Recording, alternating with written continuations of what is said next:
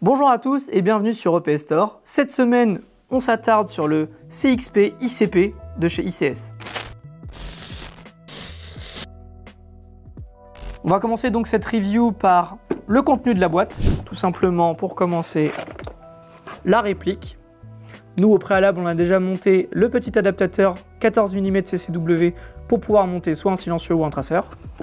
Le chargeur de 30 coups à gaz. Et pour finir, la tige de débourrage ou de nettoyage. Comme vous avez pu le remarquer, ça ressemble fortement à un Glock, mais ce n'en est pas un, puisqu'il s'agit du coup du ICP. Donc, ICP, ça veut dire Innovation Competition Pistol, tout simplement pour expliquer que ce pistolet est fait pour les tirs de compétition, avec du coup une culasse qui a un réarmement les plus légers, une queue de détente à la course de détente très courte, et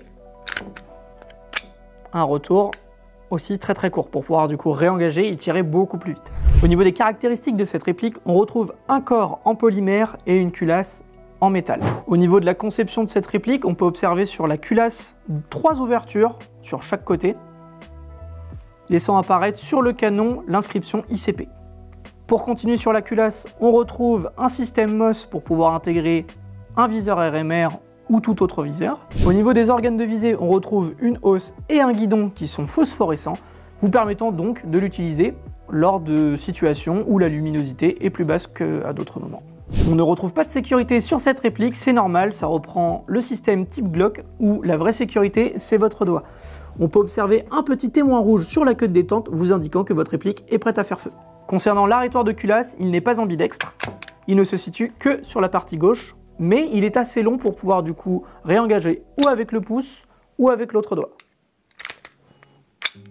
Concernant le bouton d'éjection, il se situe sur la partie gauche, mais il est ambidextre, c'est-à-dire vous pouvez, si vous le souhaitez, le sortir, le changer de position, pour pouvoir ainsi utiliser votre main forte lors de l'éjection.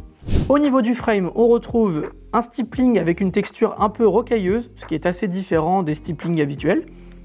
On continue au niveau du ponté qui lui aussi n'est pas un ponté droit, mais un ponté assez aussi texturé pour pouvoir avoir un positionnement de main des plus stables.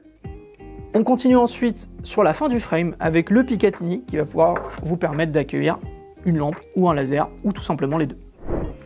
Concernant l'adaptateur, vous allez pouvoir du coup fixer un traceur ou un silencieux si vous le souhaitez. Au niveau du chargeur, on est sur une contenance de 30 billes, contrairement à tous ses autres prédécesseurs où on était sur du à peu près entre 22 et 25 billes. Concernant le chargeur, c'est un chargeur de type Glock classique avec une extension qui se cache derrière le talon. Bien sûr, talon qui est amovible. Il vous suffit juste de tirer sur la petite enquête qui se situe devant et cela vous permettra d'accéder à la valve de remplissage. Pour finir sur cette frame, on retrouve un magwell assez évasé pour pouvoir permettre une facilité lors de l'éjection et lors du rechargement. Concernant les chargeurs, il s'agit ici du chargeur ICS, mais vous pouvez adapter les chargeurs WE, Action Army ainsi que les chargeurs Tokamak. Pour revenir sur le magwell, vous pourrez le démonter si vous le souhaitez et pouvoir adapter un magwell de type G19 Glock Tokamak. Concernant le démontage, c'est assez simple. Pour vous donner un équivalent, c'est comme démonter un 1911. Vous éjectez le chargeur, vous raquez votre culasse en arrière. Une fois qu'elle est en position pour vous indiquer que vous êtes à vide, vous prenez, pour le coup, nous c'est un chasse-goupille, enfin un équivalent. Vous appuyez sur la petite tétine qui se situe juste ici. Il ne faut pas avoir peur de forcer. N'oubliez pas de faire comme ce que je viens de faire, retirer la sécurité. Une fois que c'est fait, hop, et après vous re-raquez en arrière vers l'avant pour du coup avoir et d'un côté la frame et de l'autre la culasse. Au niveau de l'interne, on est sur un canon de précision en 6,03 pour 103 mm. Cette réplique est dotée du système full auto. Pour cela, vous devrez raquer votre culasse en arrière et ainsi bouger cette petite tétine vers l'arrière pour pouvoir accéder au mode full auto. Pour le remontage, c'est très simple, vous prenez votre frame et votre culasse, vous faites glisser la culasse dans les rails prévus à cet effet.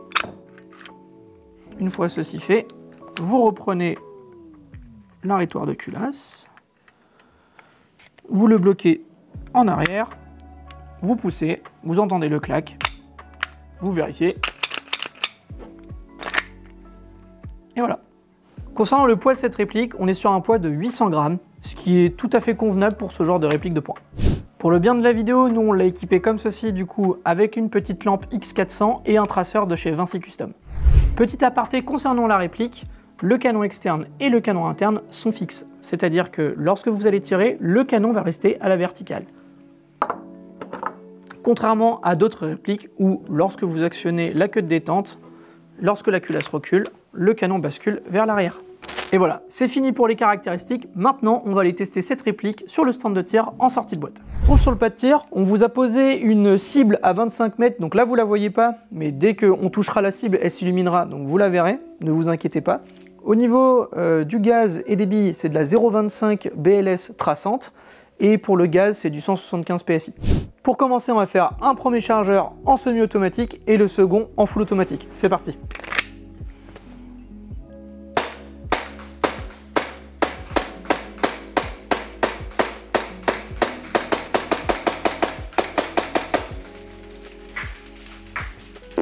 Ça marche bien. On passe maintenant en full auto, donc on n'oublie pas, pour mettre le full auto, on met la culasse en arrière et on tire la petite pièce, on met le chargeur et c'est parti.